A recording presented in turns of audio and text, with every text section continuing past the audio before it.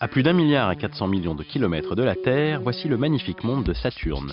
Une énorme boule de gaz sertie d'une myriade d'anneaux composés de roches, de poussière et de glace. Un peu plus loin, parmi les 63 lunes que possède Saturne, voici Titan, 2 fois plus petite que la Terre.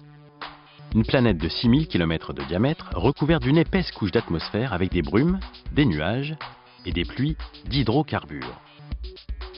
Des phénomènes météorologiques mystérieux compris un peu plus depuis juin 2009 avec les travaux d'une équipe de chercheurs menée par l'astronome Sébastien Rodriguez. On s'est aperçu qu'alors que Titan approche de l'équinoxe, et donc l'été se transforme en automne dans l'hémisphère sud, les modèles prédisaient que toute activité nuageuse, quasiment toute activité nuageuse, devrait disparaître. Or, ce que l'on observe grâce à notre longue campagne d'observation, c'est que on observe encore aujourd'hui des nuages dans l'hémisphère sud. Pour mesurer le caractère exceptionnel de ces résultats, il faut savoir que l'exploration in situ de Titan est toute récente. Elle démarre le 15 octobre 1997 avec le lancement de la sonde Cassini-Huygens.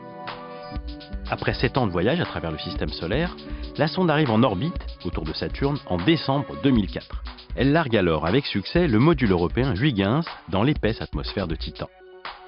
Elle envoie des images surprenantes, les premières de ce nouveau monde qui montre la surface du satellite. Pour la première fois, on devine des paysages, des montagnes, puis le sol. Depuis, la sonde Cassini n'a de cesse de scruter Titan. Elle emmagasine et transmet des mégas et des mégabits d'informations que les planétologues tentent de décrypter. Leur objectif, percer les secrets de cette obscure et épaisse atmosphère pour mieux comprendre le fonctionnement de Titan. Voilà l'image qu'on verrait Titan avec nos yeux. Donc voilà, en fait, ce que l'on voit de Titan, eh bien, c'est pas grand-chose. À vrai dire, c'est pas grand-chose, c'est une boule orangée.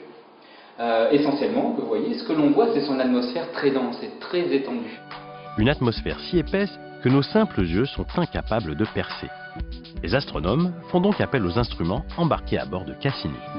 Alors pour observer les nuages, en particulier dans l'atmosphère de Titan, c'est très particulier, l'atmosphère de Titan est très opaque, on utilise des outils qui observent dans l'infrarouge. Ici c'est une observation en décembre 2007 d'un nuage, alors vous avez le globe de Titan ici, légèrement décentré pour montrer le pôle sud, et encadré ici c'est une observation, ici le nuage que l'on observe reprojeté sur le globe de Titan, vous l'avez dans l'encadré ici, légèrement zoomé, avec le nuage qui apparaît en teinte très brillante, en blond et en rosé.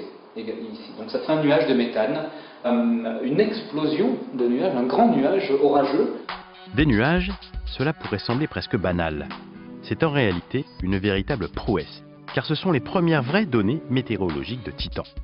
Des nuages, des brumes, des orages violents, un peu comme sur Terre en somme. Mais vous l'avez compris, ce n'est pas de l'eau qui tombe, il fait trop froid, moins 190 degrés Celsius. Ce sont des hydrocarbures qui font ici la pluie et le beau temps.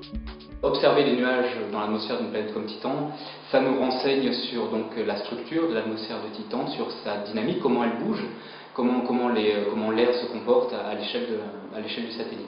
Ce que ça nous raconte, ce que ça nous dit, à la fois sur l'atmosphère et sur la surface de Titan, ça nous renseigne en fait sur le fait que la surface est sûrement encore suffisamment chaude, plus chaude qu'on ne pensait, pour pouvoir évaporer du méthane qui sera à la surface, évaporer ce méthane qui monte dans l'atmosphère et qui, arrivé à une certaine altitude, va pouvoir former des nuages. Parce que vous doutez bien que pour former des nuages, il faut du matériau.